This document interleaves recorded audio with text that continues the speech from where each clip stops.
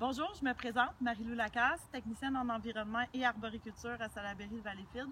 Je suis ici ce matin au Parc Paquette dans le secteur Saint-Timothée pour vous faire le point sur la situation de la grille du frêne à Salaberry-de-Valleyfield.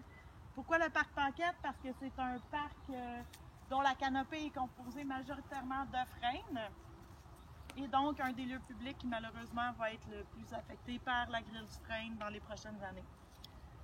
On a fait du dépistage depuis déjà plusieurs années à Salaberry-de-Valleyfield. C'est la deuxième fois qu'on met des pièges. Donc, les arbres qui sont identifiés par des cartons verts ont des pièges en haut. Je ne sais pas si on peut le voir. En fait, on a fait une première pose de pièges en 2017. Lors de l'inventaire de ces pièges-là en 2017, on avait trouvé un seul insecte dans le secteur de la halte des Iroquois, à Saint-Timothée aussi, mais plus dans la section est complètement.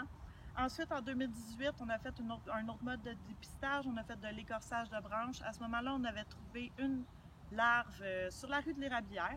Donc, on voyait quand même qu'il y avait une progression de la grille du frêne à Salaberry-de-Valleyfield, mais une progression qui était somme toute lente. Donc, cette année, on a reposé nos pièges dans les mêmes zones, dont un ici au Parc Paquette. Puis, quand on a fait l'inventaire, on a malheureusement découvert que la progression était beaucoup plus rapide en fait que ce à quoi on s'attendait. La population de la grille du frêne qui est rendue malheureusement sur tout notre territoire à des quantités assez élevées, assez alarmantes. Ce qui fait que c'est pourquoi on veut vous en parler absolument aujourd'hui. Il faut agir rapidement. Il faut considérer à partir de maintenant que tous les frênes peuvent être atteints de la grille du frêne. Là, si vous voulez savoir si vous avez un frêne, on va vous rappeler comment identifier un frêne. On est chanceux, c'est un arbre qui est quand même assez facile à identifier. Donc, on a un arbre ici qui a des feuilles composées. Je m'excuse, je vais devoir en arracher une pour bien vous montrer. Donc, ça, c'est la feuille complète de l'arbre. Ça, c'est pas une feuille. La feuille, c'est tout ça. On voit bien la tige verte. Donc, la feuille, c'est une feuille qui est composée de plusieurs folioles. Et aussi, la disposition des feuilles sur l'arbre, c'est une disposition qui est opposée. Donc, les feuilles poussent à l'opposé l'une de l'autre. À partir du moment où on a une disposition qui est opposée et de feuilles composées, on peut soupçonner la présence d'un frêne. Le seul autre grand arbre au Québec qui a cette même disposition de feuilles-là, c'est l'érable à giguère. Par contre, si on regarde les feuilles de l'érable à giguère, la feuille du frêne, elle, je ne sais pas si on voit bien, je vais l'arracher celle-là aussi. Le foliole, par contre, du frêne, elle n'a pas de dents, tandis que l'érable à giguère, en observant rapidement, on va réussir à en voir qui ont des dents très prononcées à quelques endroits. Donc à ce moment-là, c'est un érable à giguère, c'est pas un frêne. Donc s'il n'y a pas de dents, que c'est des feuilles composées, opposées, il s'agit d'un frêne. Là, la pensée magique, ça n'existe pas, malheureusement. Tous les frênes vont être appelés à mourir, vont être attaqués par la grille du frêne, peu importe que c'est un frêne qui a l'air en bon état. On prévoit que d'ici 2 à 6 ans, tous les frênes vont mourir. Donc, il y a 3 options qui s'offrent à nous quand on a un frêne. La première option, c'est le traitement au triazin. Le traitement au triazin, c'est un traitement contre la grille du frêne qui est super efficace, mais qui est préventif et non curatif. C'est-à-dire que si on a un arbre qui est déjà très atteint, le traitement n'est plus efficace. D'où l'importance d'agir maintenant. Je vais vous expliquer rapidement comment fonctionne la grille du frêne. À cette période-ci de l'année, les adultes vont manger les feuilles. Ça, c'est pas grave, c'est pas important pour l'arbre. Mais le problème, c'est qu'ils vont pondre leurs œufs. Sur n'importe quel frêne, tous les frênes, qu'ils soient petits, grands, déjà malades, en super santé, pas d'importance. La grille peut pondre des œufs dessus. Et c'est ces œufs-là qui vont éclore durant l'hiver et les larves vont manger le cambium, donc le bois qui est vivant, juste sous l'écorce. On ne les voit pas, mais ils sont là. Ils vont manger et creuser des galeries. Les galeries vont couper la circulation de la sève dans l'arbre et c'est ce qui va faire mourir l'arbre. Le traitement au triazin, si on le fait cet été, on a jusqu'au mois d'août pour le faire. C'est pour ça qu'on s'adresse à vous aujourd'hui et qu'on veut que vous agissiez rapidement.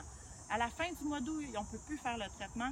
Un, il est plus efficace, puis deux, dans la mode d'action du traitement, on ne peut pas l'appliquer après le mois d'août. Donc, c'est vraiment jusqu'à la fin du mois d'août. Et si on traite un arbre, les larves qui vont éclore vont mourir. Donc, on protège l'arbre pour l'année suivante.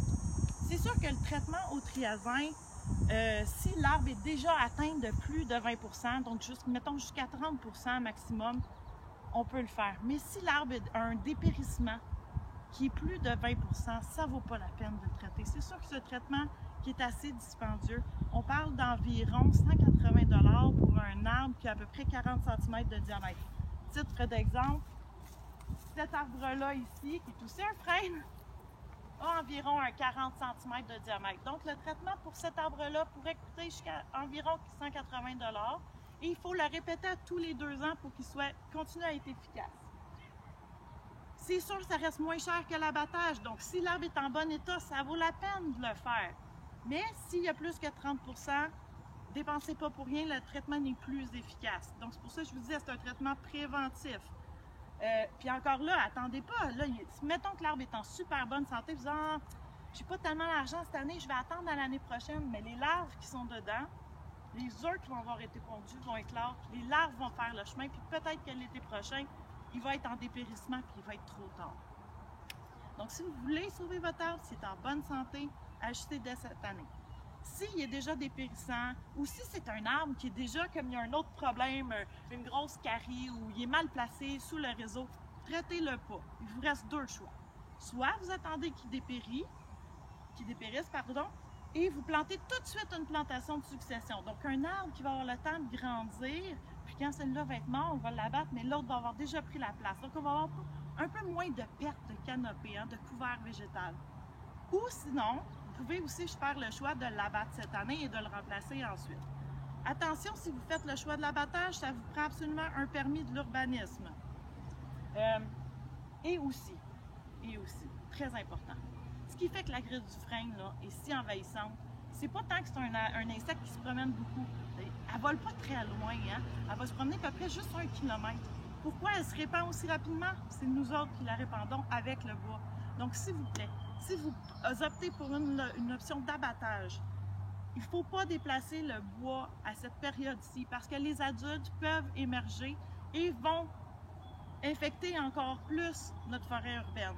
Donc, l'abattage, ça doit se faire entre la fin du mois d'octobre et la fin du mois de mars, absolument. On va mettre en place un système de gestion de bois. Les citoyens pourront aller porter leur bois de frêne à l'éco-centre et on va les traiter correctement pour éviter la propagation de la grille. Donc là, je sais que je vous ai lancé beaucoup d'informations rapidement aujourd'hui. Écoutez, si vous avez besoin d'aide, on a aussi un service offert aux citoyens d'inspection des arbres privés. Vous pouvez nous contacter, on va envoyer des inspecteurs formés sur place pour vous aider à faire le meilleur choix entre le traitement, la plantation de succession et l'abattage. Donc, n'hésitez pas à nous appeler au service de requête, le 450-370-4820.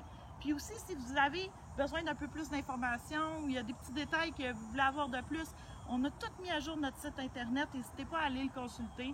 Puis finalement, s'il vous plaît, le bois de frêne, on ne le déplace pas en saison estivale, on ne le déplace pas entre le mois d'avril et le mois d'octobre, les frênes restent sur place.